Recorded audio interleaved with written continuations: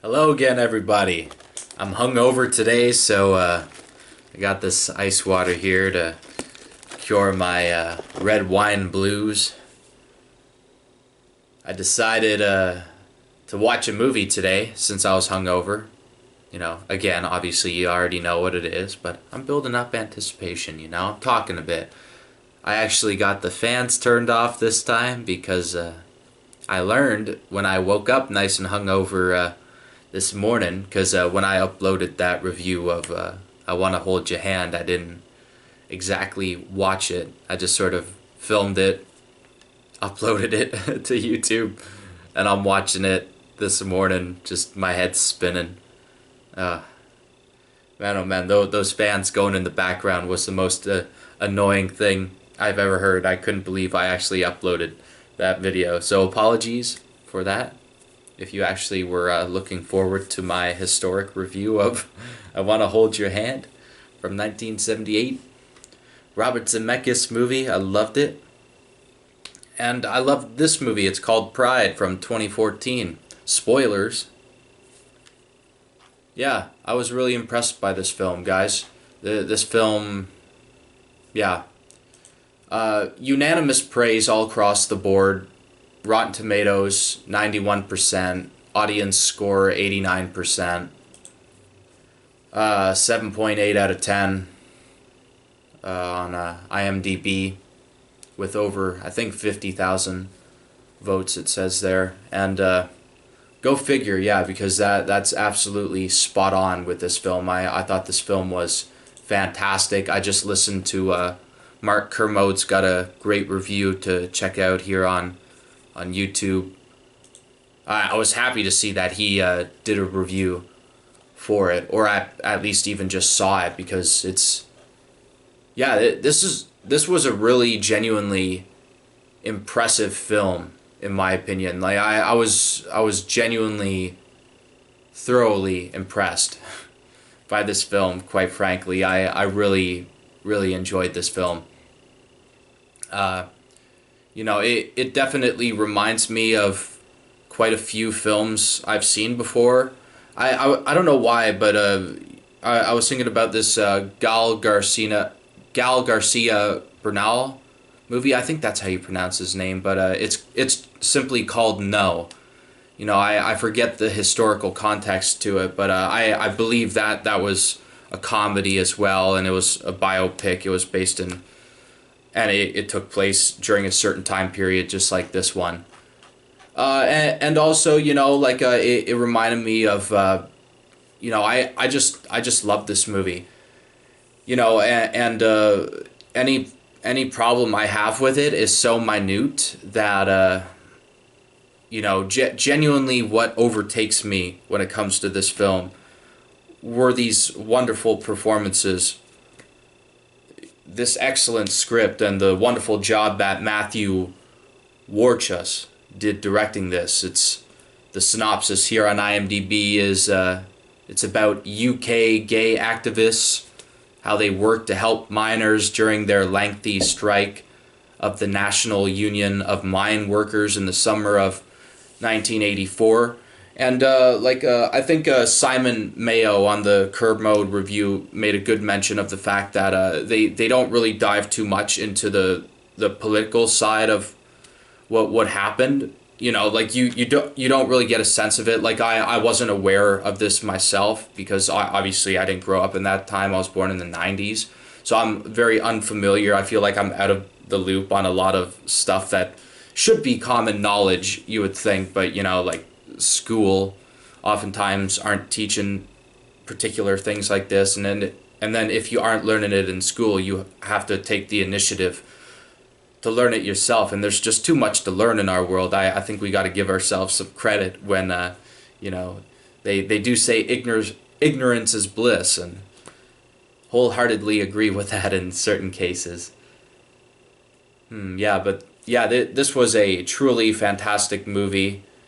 79 on Metacritic score, like that's just great, man. I really enjoyed this movie. I couldn't see how anybody would hate this unless they just absolutely outright 100% disagree with the politics.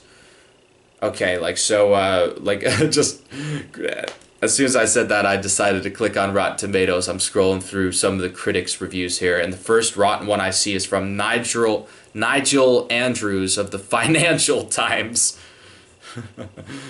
He says Nigel tells us that Pride is bright, perky, and ostis ostentatiously warm-hearted. I hate it almost every minute. Well, you use a big $2 word like ostentatiously. Like that's one of those words that I could probably say it in a regular context, but it's not one of those words that I would just. But hey, that's a word of the day. I actually. Let's quickly Google what the hell ostentatiously means, shall we? Because I'm a dummy and I don't know words, and I'm curious now. Let's turn on the volume here for a second. I want to hear the computerized voice say ostentatiously. Wait, is it working? Turn up the ladder. I'm worried that it's going to come in so freaking loud. What the hell? This is worrying me.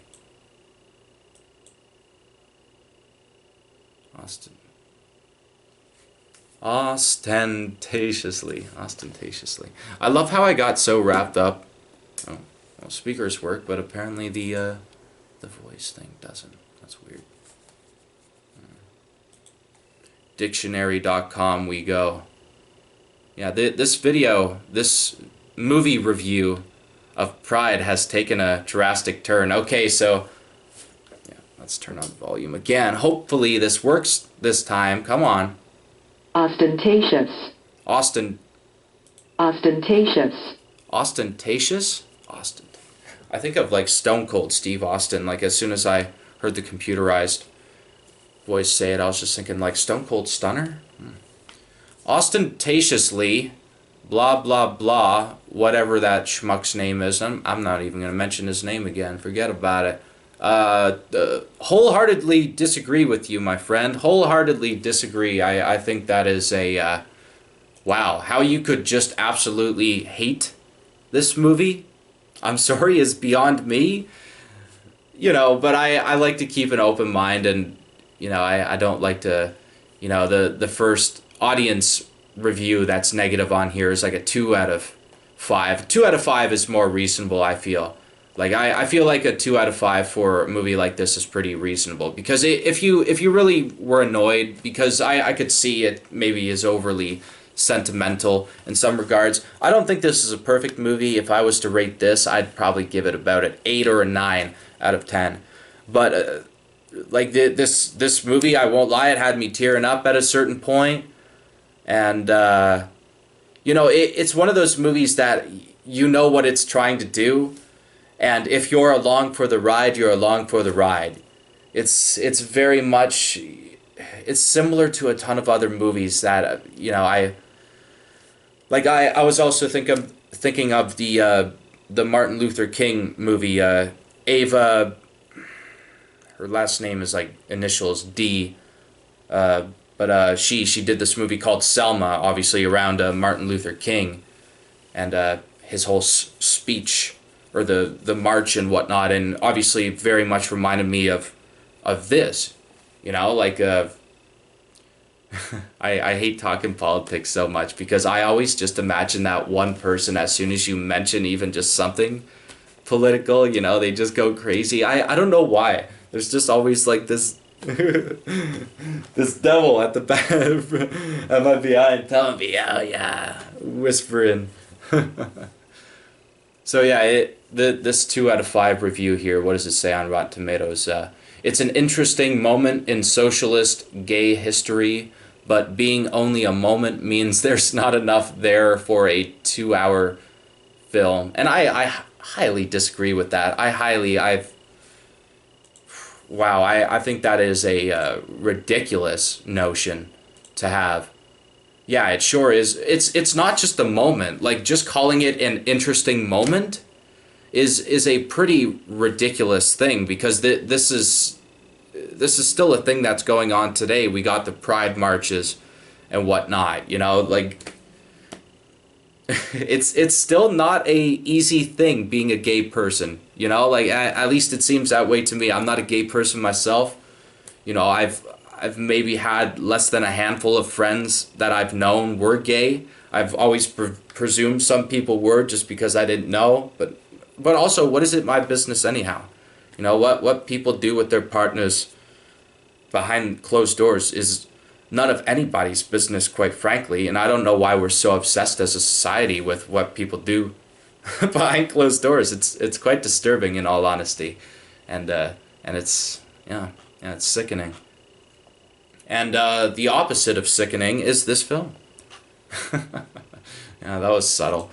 But again, I don't want to get it twisted. I don't think this is a perfect movie. I think it does fall into a lot of those pitfalls that these other movies do as well. Because basically, when I'm watching a film like this, I want it to be nothing but, you know, positive, just uplifting. You know what I mean?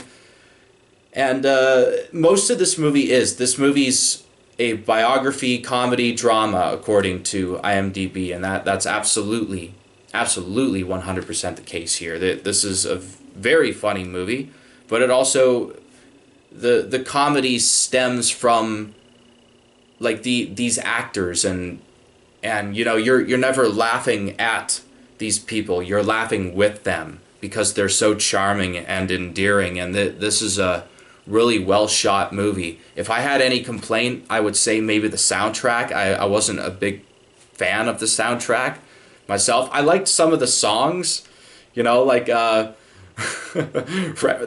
Frankie Goes to Hollywood song. I remember that Relax song. I remember really liking that song, and then I had a buddy who I was working with tell me that was big in the clubs back in the 80s, and I'm like, really? And then he's like, yeah, I was big in the gay clubs. And I was like, oh, okay. Well, you know, they make hella catchy music, in my opinion. Yeah, and yeah, I still love that song to this day, and there's a few others that they play throughout the course of this movie that I really like. The soundtrack to this film is pretty damn good. I'm gonna check Wikipedia here to see. Oh yeah, because they got a song by what's his name, Billy Bragg and Pete Seeger. They both have songs in this. I just found it funny here on Wikipedia. They arranged the cast like by they have the first set of cast members, like it's three. It's in three sets on the cast list here on the Wikipedia page for this Pride 2014 movie. It starts off with LGSM members, women's support group members, and then other characters. And I guess that makes sense. That's a clear and concise way to break up the cast, but I don't think I've really ever seen Wikipedia do something like that before, but, you know, sometimes I don't really... oh, this film... oh, no, this film had some, like, controversies or whatnot. Mistakenly... What? The Independence article formed the basis for a Guardian article, which further compounded the issue by mistakenly stating that the MPAA had given the film an NC-17 rating. This error was corrected a few days later. I didn't read that in full, obviously, but that, okay, 2 scenes of sexual nature, wearing bondage. Like, this film, I don't remember anything overtly sexual with it. Like, there's one scene, but it's played for laughs. The ladies are looking at a porno mag for a gay guy, you know, so it's got a bunch of, like, naked guys with, like, the biggest dicks imaginable. It's just like, and then they find, like, a... Now I'm spoiling the scene, damn it. I hate spoiling scenes like that. Just watch this movie if you haven't seen it, guys. Come on. You know, and, yeah. What was I looking up here? The soundtrack, darned it. Okay, this film got some awards, thankfully, because it totally deserves them. This was a wonderful movie. I really I really enjoyed it. And it looks like it has a hell of a... Hey, it has red wine on the soundtrack here, on like side 2 of the soundtrack that they released for it. Obviously, it starts off with Queen. That's classic. I Want to Break Free. That's perfect. Yeah, this has some great songs on here actually. I like the soft. I like that Soft Cell song. Wow, that's a tough name for me to say for some reason. Soft Cell. Ugh. Yeah, Culture Club, Dead or Alive, Wham, uh, XTC, Ecstasy, Billy Bragg, Pete Seeger. Yeah, I loved their songs. Pete Seeger's song "Solidarity Forever" starts off the film, and the film ends on a Billy Bragg song called there is power in a union." And both are classic songs, and this is a really wonderful movie, wonderful soundtrack. But again, I'll say that I think I said it earlier. You know, I got wrapped up in looking stuff up, but you know, I didn't particularly like the score to this film. I thought it was and the soundtrack to itself. Like sometimes, you know, as great as a lot of these songs truly are, a lot of the times it feels like they're just shoved in there, you know, just to potentially sell a soundtrack. I don't know, but you know, the soundtrack was bombarding sometimes, in my opinion. Like sometimes you're trying to listen to characters talk in a scene, and you're just hearing whether it be the score or the soundtrack with any one of these particular songs playing, and it's just like, come on, guys, like, I want to hear this dialogue. I care about these characters.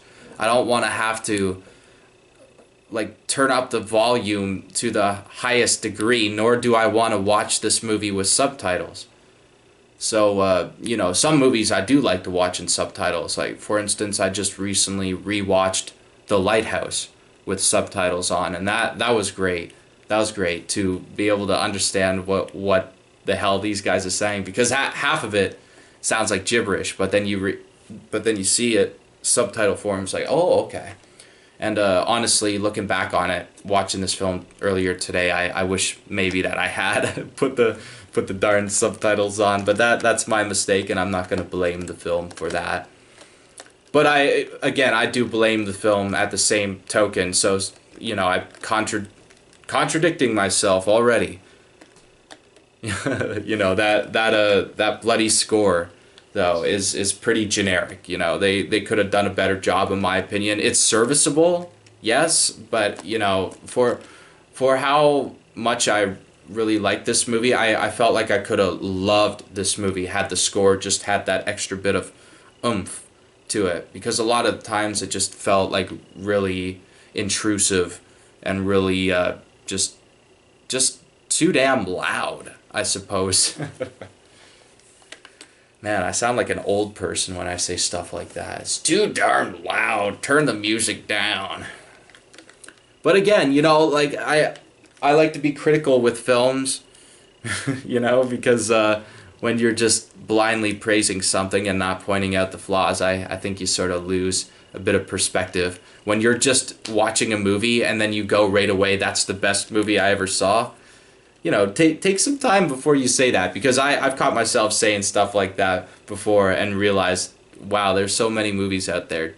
To say that one in particular is your favorite, you'd have to have seen it just a ton of times, and it'd have to be one of those movies that you never get sick of. Like a movie like that for me is Spider-Man 2.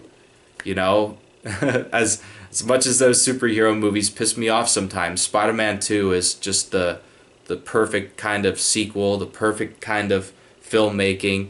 Every minor nitpick I have with that movie is so minor, because I'm always just amazed at how consistently entertaining Spider-Man 2 was.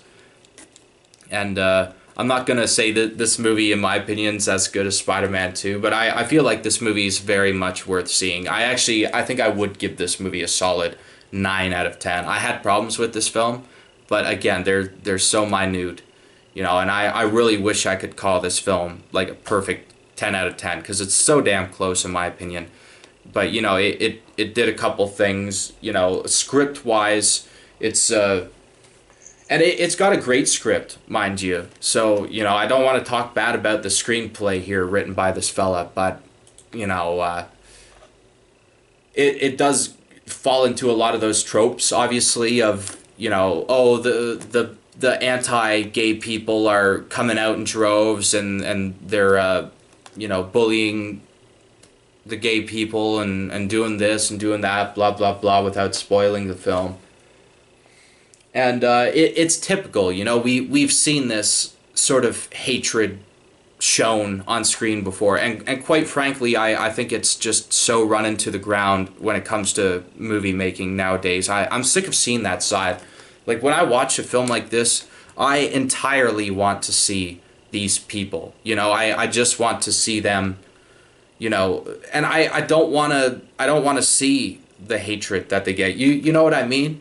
I understand that it's there, you know, and I feel like it's almost more powerful if you don't show what happens to them in those contexts. If they simply talk about it and joke about it to each other, you at least know that that's happening to these characters, or these real people for that matter, already, because this is obviously a biography, so it's based in historical context. That this is a very Rotten Tomatoes says it best here, just looking at it.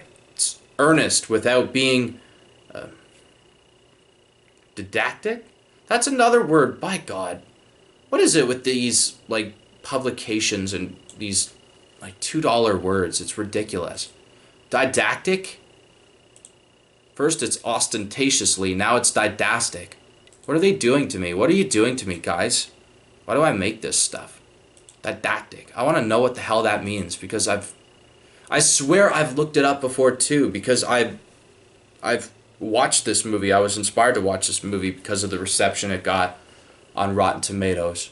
And usually I disagree with Rotten Tomatoes. Like, I'm always worried whenever I watch a movie on that's rated highly on Rotten Tomatoes, because sometimes I'll feel like I've been gypped.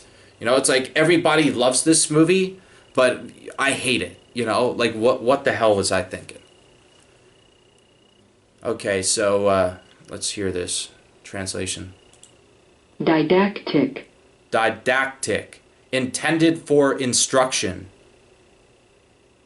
Instructive. Inclined to teach or lecture others too much. Okay, so yeah, okay. So didactic. Didactic. Didactic. Thanks, Siri. Even though you're clearly not Siri, I guess, but whatever. Earnest without being didactic, and uplifting without stooping to sentimentality. Pride is a joyous crowd pleaser that genuinely works, and I genuinely agree with that statement. I wholeheartedly do. I think this is a wonderful movie. Everybody involved should be proud of themselves, and quite frankly, more movies like this need to be made. You know, period. You know, we need more. Obviously, we're always talking about inclusivity with movies and blah blah blah, but you know that this is how to do it. You know, you make a good movie. You don't preach about it. You know, this movie isn't. It never feels like it's preaching to you. That's what I loved about this movie.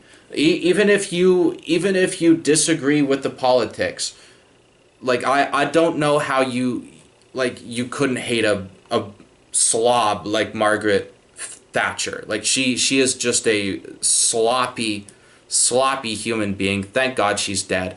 What a disaster of a person. Seriously, disastrous person. And what she did and who she was, you know, I don't want to get into politics, but you know, just hearing all the rubbish that I've heard about her, it irks me. It really upsets me, the absolute just bile she was spewing and what she was doing. Oh God, forget about her. Let's talk about something that's awesome like this movie. And I haven't even brought up the cast yet. You know, I'm gonna look at IMDb obviously because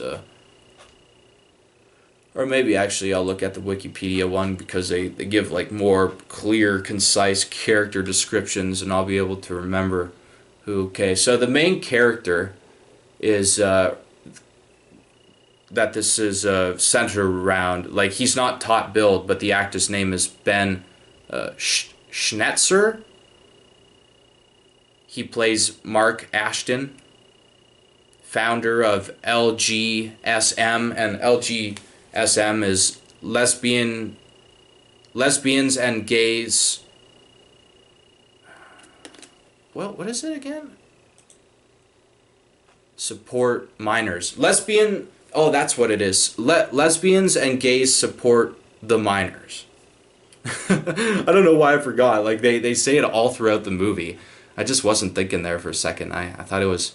Because I thought it was something different at first, and then they change it to that, but, no. I'm just losing my marbles here. Great cast. I mean, everybody in this film should really be genuinely proud of the work they've done here. Like, a few names that I'm familiar with. Dominic West plays Jonathan Blake.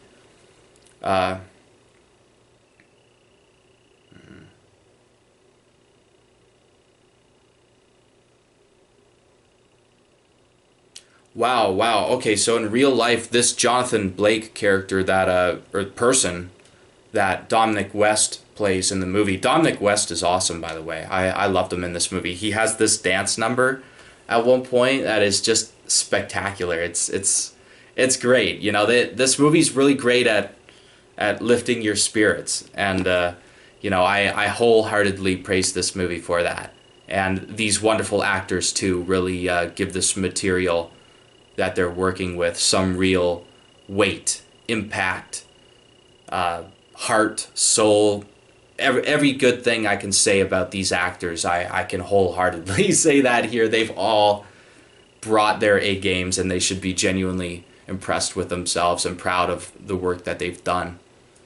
Who else do we got here? I'm familiar with Andrew Scott. Wait, did I even read that? So Jonathan Blake, played by Dominic West. He's the second person diagnosed with HIV in the UK. He has not developed AIDS and remains alive to this day, I presume. Which is awesome. I mean, congrats, because, like, based off this movie, he seems like a radical man, like a really awesome guy. So I do genuinely hope that he's doing well to this day. And everybody else related to this movie, every real life subject in this movie, I hope they're doing well if they're still alive. And moving on now, I recognized Andrew Scott from this list of cast. I don't want to dive too deep in depth on who these guys are playing. George McKay, yeah. I've recognized this guy from other things before. I forget what. Andrew Scott, he's Moriarty on the Sherlock series. He's great in that. Dominic West, he's in Punisher Warzone as Jigsaw. I'll never forget him for that. I think he's in that movie with Michael Fassbender called Centurion. That's a rather underrated movie in my opinion as well. Really like that movie a lot. Yeah, okay, and Faye Marsay, like I'm not familiar with this actress, but she plays the sole lesbian among the LGSM founders, and she's great. I can't praise this cast enough. Everybody is marvelous in this film. They should be proud of what they've done. In particular, Kermode says it as well. Mark Kermode talks about this, but how do you say your name? Imelda Staunton? But you'll probably recognize her. She's a English actress. She's popular for playing Professor Umbridge in Harry Potter and the Order of Phoenix. I think she pops up in Deathly Hallows Part 1 as well for a sequence. That's pretty cool. She's great in that, and she's terrific in this. She's marvelous in this. If you hated her in that Harry Potter movie, you'll love her in this movie. She's the polar opposite in this. She's wonderful.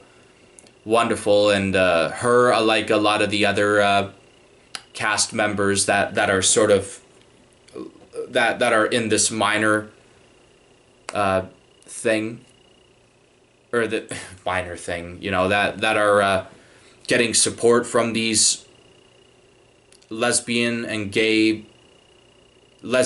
gays who support minors. Oh, God, I'm just the word. I'm just the worst worder. I'm the worst worder since. Blah, blah, blah, blah. I'm losing it, guys.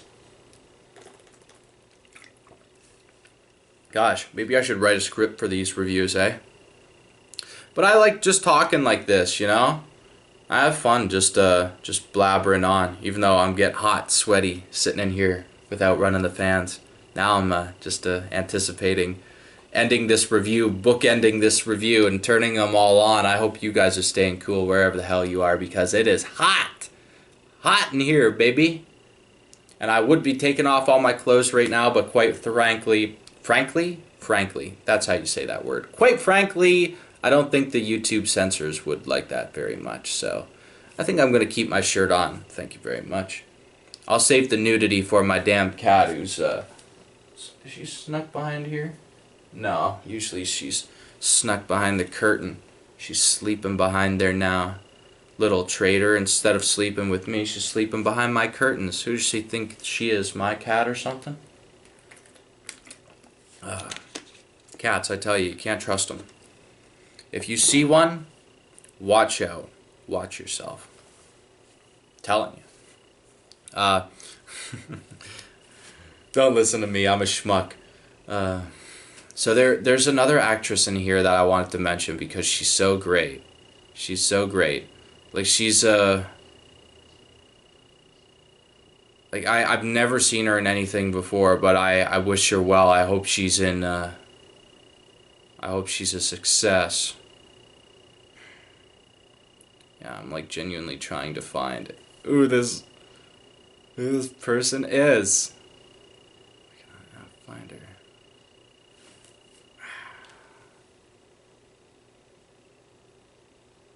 Wife of Martin. Who's Martin? Okay, so it's the wife of Martin. She's the wife of Martin. That's who they describe her as in this. So her name is Jessica Gunning, British television and theater actress. What can I say? Wonderful job. She plays Sion James, who is a Welsh Labour Party politician who was Member of Parliament for Swansea East from 2005 to 2015. So, yeah, kudos to her, and kudos especially to the actress playing her, Jessica Gunning, because like she's marvelous in this film. She's definitely a standout in my opinion. Like she's one of my favorite characters, one of my favorite actresses or actor in this film. Like they're all actors anyhow. Like we're all the same, darned it.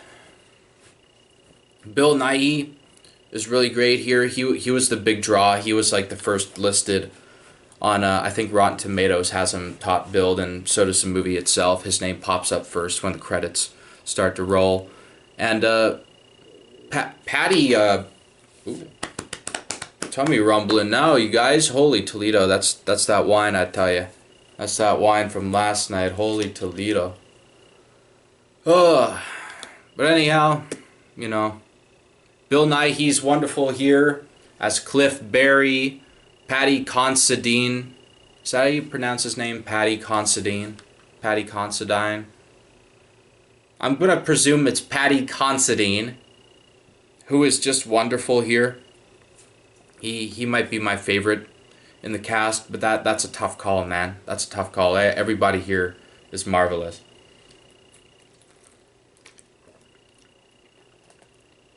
Yeah, I just love everybody in this film, and I was very happy I watched this film, and I hope you guys give this movie a watch if you haven't yet, you know?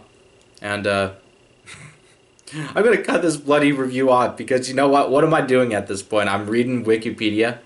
I'm making a fool of myself. My stomach is rumbling on camera. So you know what? I hope you enjoyed this for what this was. Me just making a mockery of myself.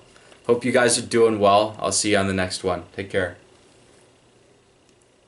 Maybe I should have turned off this video before taking the last sip of that, eh? See you guys next time.